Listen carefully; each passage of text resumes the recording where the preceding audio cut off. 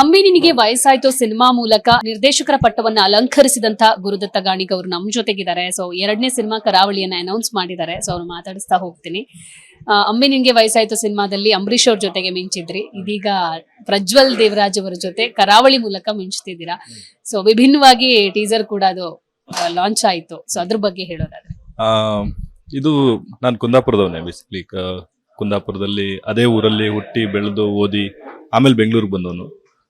ಚಿಕ್ಕ ವಯಸ್ಸಿಂದ ನಾವು ಅನುಭವಿಸಿರೋ ಕತೆಗಳನ್ನ, ಅಂದ್ರೆ ಅದೊಂದು ಕಂಬಳದ ಬ್ಯಾಕ್ ಡ್ರಾಪ್ ಅಲ್ಲಿ ನಡೆಯೋ ಕತೆ, ಅನುಭವಿಸಿರೋ ಕತೆಗಳನ್ನ ಜನಕ್ಕೆ ಹೇಳಬೇಕು ಅಂತ ಇತ್ತು. ಬಟ್ ಅವಕಾಶ ಸಿಕ್ಕಿರ್ಲಿಲ್ಲ.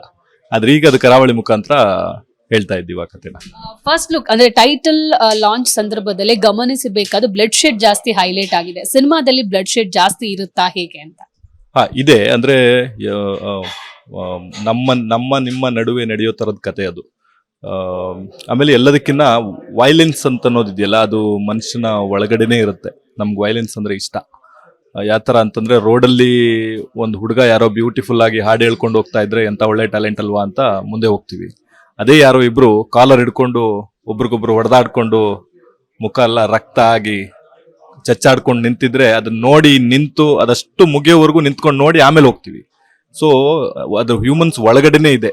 They like violence, everybody like violence. So ಹಂಗಾಗಿ ಯಾವುದೋ ಒಂದು ಕತೆ ಹುಟ್ಟಬೇಕಾದ್ರೆ ಒಂದು ಇನ್ಸ್ಪೈರ್ ಅಂತ ಬೇಕಾಗತ್ತೆ. ಸೊ ಈ ಕತೆಗೆ ಏನಾದ್ರೂ ಇನ್ಸ್ಪೈರ್ ಇದೆಯಾ, ಅಥವಾ ನೈಜ ಘಟನೆ ಏನಾದ್ರೂ ಈ ಕರಾವಳಿ ಸಿನಿಮಾದಲ್ಲಿ ಅಡಗಿದ್ಯಾ ಹೇಗೆ ಅಂತ? ಆ ನೈಜ ಘಟನೆ ಅನ್ನೋದಕ್ಕಿಂತ ನಡೆಯೋ ಘಟನೆ ಅಂತ ಅನ್ಬೋದು. ಯಾರು ನೋಡಿಲ್ಲ ಆ ತರದ ಘಟನೆನ, ಆದ್ರೆ ಆ ತರದ ಘಟನೆಗಳು ನಡೆದಿವೆ.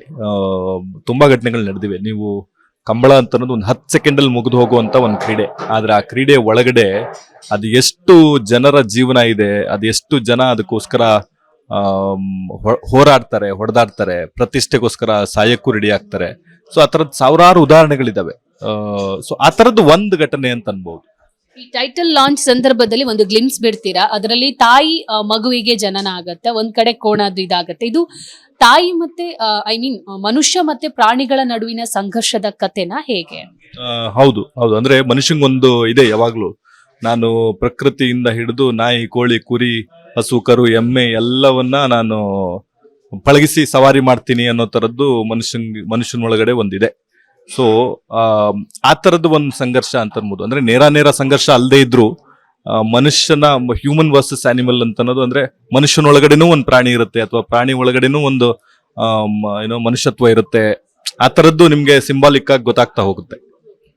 ಸೊ ಪ್ರಜ್ವಲ್ ದೇವರಾಜ್ ಯಾಕೆ ಈ ಸಿನಿಮಾಕ್ಕೆ ಅಂತ, ಮಾಸ್ ಹೀರೋಗಳ ಮಧ್ಯೆ ಪ್ರಜ್ವಲ್ ಅನ್ನ ಯಾಕೆ ಆಯ್ಕೆ ಮಾಡ್ಕೊಂಡ್ರಿ ಗುರುದತ್ ಅವರು? Cinema is all about surprise ಅಂತ ಅನ್ನೋದು ಎಲ್ರು ನಂಬ್ತಾರೆ. ನೀವು ಒಂದ್ ಮಾಸ್ ಅಂದ್ರೆ ಎಲ್ರು ರೆಗ್ಯುಲರ್ ಆಗಿ ಮಾಡೋ ಕತೆನ ಒಂದು ರೆಗ್ಯುಲರ್ ಆಗಿ ಮಾಡ್ತಾ ಇರೋದಕ್ಕೆ ಹೋದ್ರೆ it will be a regular film. ಅದು ಒಂದ್ ತರದ್ ಸಿನಿಮಾ ಆಗುತ್ತೆ. ಆದ್ರೆ ಆ ತರದ್ ಪಾತ್ರ ಮಾಡಿಲ್ದೇ ಇರೋ ಕಲಾವಿದ್ರ ಹತ್ರ ಮಾಡಿಸೋದು ಒಂದು ಚಾಲೆಂಜಿಂಗು ಹೌದು, ಅದನ್ನ ಜನ ನೋಡಕ್ಕೂ ಇಷ್ಟಪಡ್ತಾರೆ. ಸೊ ಆ ತರದ್ ಒಂದು ಪ್ರಯತ್ನ ಅಂತ ಅನ್ಬೋದು. ಸೊ ಈ ಒಂದ್ ಕಡೆ ನಿರ್ದೇಶನದಲ್ಲಿ ನೀವು ಹೀರೋ ಆಗಿ ಪ್ರಜ್ವಲ್ ಅವರು, ಉಳಿದ ತಾರಾ ಬಳಗ ಯಾರೆಲ್ಲ ಇರಬಹುದು ಸಿನಿಮಾದಲ್ಲಿ? ಬಹಳ ದೊಡ್ಡ ತಾರಾ ಬಳಗ ಇದೆ. ಬೇರೆ ಭಾಷೆಗಳಿಂದನೂ ಬರ್ತಾರೆ.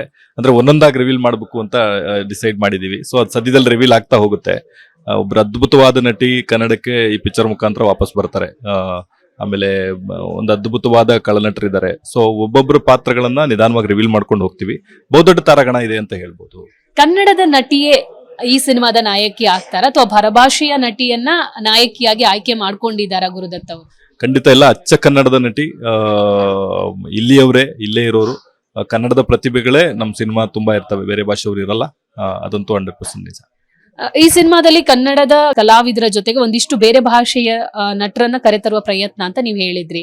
ಸೊ ಯಾವ ಭಾಷೆಯ ನಟರು ಇಲ್ಲಿಗೆ ಬರಬಹುದು ಈ ಸಿನಿಮಾಕ್ಕೆ? ಒಬ್ರು ಫೇಮಸ್ ಮಲಯಾಳಂ ಆಕ್ಟರ್ ಒಬ್ಬರನ್ನ ಅಪ್ರೋಚ್ ಮಾಡಿದೀವಿ. ತುಂಬಾ ಫೇಮಸ್ ಇದ್ದಾರೆ ಅವರು. ಇತ್ತೀಚೆಗೆ ಅವರು ಬಹಳ ದೊಡ್ಡ ಸಿನಿಮಾಗಳು ಬಂದಿದೆ.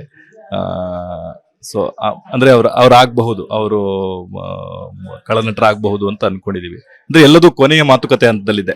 ಜನವರಿ 1st ವೀಕ್ ಒಳಗಡೆ ಎಲ್ಲವನ್ನ ಅಪ್ಡೇಟ್ ಕೊಡ್ತಾ ಹೋಗ್ತೀವಿ. ಸೊ ಕರಾವಳಿ ಮಂದಿಯ ಮನಸ್ಸನ್ನ ಗೆಲ್ಲುವಂತ ಒಂದು ಪ್ರಯತ್ನ ಆದ್ರೆ ಒಂದ್ ಕಡೆ ಇನ್ಸ್ಪೈರಿಂಗ್ ಅನ್ಬೋದು. ಯಾಕಂದ್ರೆ ಅಲ್ಲಿಯ ಸಿನಿಮಾದ ಅಲ್ಲಿಯ ನೈಜ ಕತೆಗಳಾಗಿರ್ಬೋದು, ಕತೆಗಳನ್ನ ನೋಡುವ ಕಾತುರ ಕರ್ನಾಟಕದ ಜನತೆಗಿರುತ್ತೆ. ಸೊ ಅವರನ್ನ ಯಾವ ತರ ಸಂತೃಪ್ತಿ ಪಡಿಸಬಹುದು ಅಂತ? ಕರಾವಳಿ ಅಂತ ಅದು ನಾನು ಹುಟ್ಟು ಬೆಳೆದಿರೋ ಜಾಗ. ಸೊ ಬೇರೆ ಸಿನಿಮಾಗಳಾಗಿದೆ ಅಂತನ್ನೋ ಕಾರಣಕ್ಕಲ್ಲ, ಅಲ್ಲಿಯ ಸಿನಿಮಾನ ಜನ ಇಷ್ಟಪಡ್ತಾರೆ ಅನ್ನೋ ಒಂದು ಟ್ರೆಂಡ್ ಫಾಲೋಯಿಂಗ್ ಇದು ಅಲ್ಲ. ಇದು ಕತೆ ಮೂಲ ಕತೆ ಚಂದ್ರಶೇಖರ್ ಬಂಡಿಯಪ್ಪ ಅವ್ರದ್ದು, ರಥಾವರ ಸಿನಿಮಾ ನಿರ್ದೇಶಕರದ್ದು. ಅವರು ಒಂದು 8-9 ವರ್ಷಗಳ ಹಿಂದೆ ಬರೆದಿದ್ದ ಕತೆ ಇದು. ನಾವೆಲ್ಲ ಎಸ್ ನಾರಾಯಣ್ ಸರ್ ಹತ್ರ ಸಹಾಯಕ ನಿರ್ದೇಶಕರಾಗಿದ್ದಾಗ ಅವ್ರು ಆಗ್ಲೇ ಬರೆದಿದ್ದ ಕತೆ. ಅಂದ್ರೆ ಕಂಬಳದ ಮೇಲೆ ಕರಾವಳಿಯ ಹಿನ್ನೆಲೆಯಲ್ಲಿ ಒಂದು ಕತೆ ಮಾಡ್ಬೇಕು ಅನ್ನೋದು ಅವ್ರ ಐಡಿಯಾ ಆಗಿತ್ತು. ಅದನ್ನ ಡೆವಲಪ್ ಮಾಡಿ ಅದನ್ನ ಇನ್ನು ಈಗಿನ ಕಾಲಕ್ಕೆ, ಈಗಿನ ಕತೆಗೆ, ಈಗಿನ ಜನ ನೋಡುವ ಇದಕ್ಕೆ ಏನ್ ಬೇಕು ಅದನ್ನ ಮಾಡಿದೀವಿ. ಸೊ ತುಂಬಾ ಹಿಂದೆನೆ ಇತ್ತು ಈ ಯೋಚನೆ. ಅಂದ್ರೆ ನನಗೊಂದಿತ್ತು, ಬೆಂಗಳೂರಿಗೆ ಬಂದಾಗ್ಲೇ ಯೋಚನೆ ಮಾಡ್ತಿದ್ದೇನು ಅಂತಂದ್ರೆ ನಮ್ಮೂರಿಂದ ಒಂದು ಕತೆ ಮಾಡ್ಬೇಕು. ಯಾಕಂದ್ರೆ ನಾನು ಚಿಕ್ಕ ವಯಸ್ಸಿಂದ ನೋಡಿ, ನೀವು ಚಿಕ್ಕ ವಯಸ್ಸಲ್ಲಿ ಅಜ್ಜಿ ಮನೆಗೆ ಹೋಗಿದ್ರೆ ನಿಮ್ ಕಣ್ಣು ಕಟ್ಟಿರೋ ತರ ಇರುತ್ತೆ ಆ ಅನುಭವ. ನಿಮ್ಗೆ ಅದು ಯಾವಾಗ್ಲೂ ಮಾಲ್ಗುಡಿ ಡೇಸ್ ನೋಡಿದಾಗ ಅದಕ್ಕೆ ನೀವು ಕನೆಕ್ಟ್ ಆಗ್ತಾ ಹೋಗ್ತೀರಾ. ಯಾಕೆಂತಂದ್ರೆ ಚಿಕ್ಕ ವಯಸ್ಸಲ್ಲಿ ಎಲ್ಲರೂ ಅಜ್ಜಿ ಮನೆಗೆ ಹೋಗಿರ್ತಾರೆ. ಹಾಗಾಗಿ ಸೊ ಇದು ಆ ತರದೊಂದು ಪ್ರಯತ್ನ ಅಂತ ಅನ್ಬೋದು.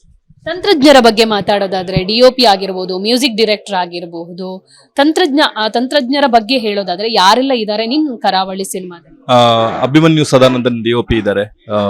ಮುಂದಿನ ನಿಲ್ದಾಣ ಮಾಡಿದ್ದಾರೆ. ನಮ್ಮ ಎಡಗೈ ಅಪಘಾತಕ್ಕೆ ಕಾರಣ ಅವರೇ DOP. ಕರಾವಳಿ ಅವರೇ DOP ಆಗಿರ್ತಾರೆ.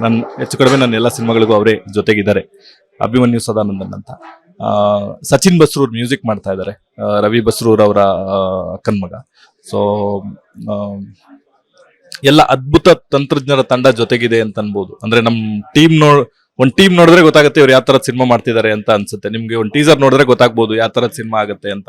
ಸೊ ಒಳ್ಳೆ ಟೀಮ್ ಜೊತೆಗಿದೆ ಅಂತ ಹೇಳ್ತೀನಿ. ಸದ್ಯಕ್ಕೆ ಪ್ಯಾನ್ ಇಂಡಿಯಾ ಯುಗ, ಕರಾವಳಿ ಪ್ಯಾನ್ ಇಂಡಿಯಾದಲ್ಲಿ ಸೇರ್ಪಡುತ್ತಾ ಅಥವಾ ಸೇರ್ಪಡೆ ಆಗುತ್ತಾ, ಹೇಗೆ? ಖಂಡಿತ ಇಲ್ಲ, ಇದೊಂದು ಅಚ್ಚ ಕನ್ನಡದ ಕತೆ. ಪ್ಯಾನ್ ಇಂಡಿಯಾ ಮಾಡೋ ಯಾವುದೇ ಪ್ರಯತ್ನ ಇಲ್ಲ. ಎಲ್ಲ ಭಾಷೆಗಳ ಜನಕ್ಕೂ ಕನೆಕ್ಟ್ ಆಗುತ್ತೆ ಅಂತ ನಾನು ನಂಬ್ತೀನಿ. ಯಾಕೆಂತಂದ್ರೆ ಒಂದು ಊರು ಅಂತಂದ್ರೆ ಭಾರತ, ಇಂಡಿಯಾ ಅಂತ ಅನ್ನೋದು ಹಳ್ಳಿಗಳ ದೇಶ. ಜಾಸ್ತಿ ಹಳ್ಳಿಗಳು, ನಗರಗಳು ಕಡಿಮೆ ಇದಾವೆ. ಸೊ ಆ ಹಳ್ಳಿಗಳ ದೇಶದಲ್ಲಿ ಇದು ಯಾವ ಹಳ್ಳಿ ಬೇಕಾದ್ರೂ ಆಗ್ಬಹುದು. ಕರ್ನಾಟಕದ ಕರಾವಳಿಯಲ್ಲಿರುವ ಒಂದು ಹಳ್ಳಿನೂ ಆಗಬಹುದು, ದೂರದಲ್ಲೆಲ್ಲೋ ಮಹಾರಾಷ್ಟ್ರದಲ್ಲಿರ್ಬೋದು, ಅಲ್ಲೆಲ್ಲೋ ಗುಜರಾತಲ್ಲಿರ್ಬೋದು. ಎಲ್ಲ ಹಳ್ಳಿಗಳಿಗೂ ಜನ ಕನೆಕ್ಟ್ ಆಗ್ಬೋದು ಅಂತ ಅನ್ಸುತ್ತೆ. ಕೊನೆಯದಾಗಿ ಶೂಟಿಂಗ್ ಯಾವಾಗ ಆರಂಭ ಆಗುತ್ತೆ? ಸೊ ಎಲ್ಲೆಲ್ಲಿ ಶೂಟಿಂಗ್ ನಡೆಯುತ್ತೆ ಅಂತ?